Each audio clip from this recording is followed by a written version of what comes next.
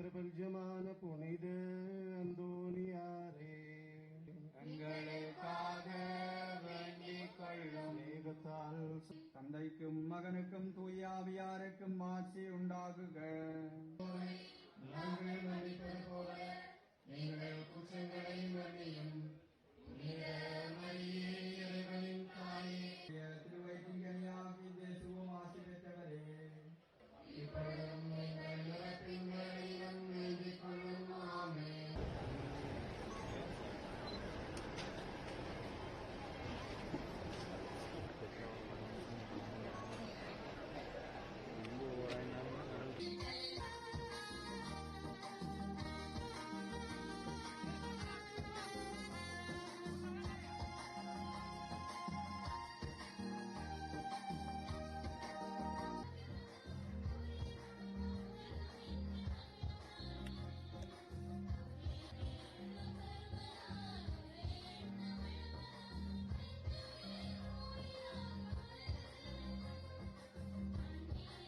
And people also from all over Sri Lanka and India come here to honor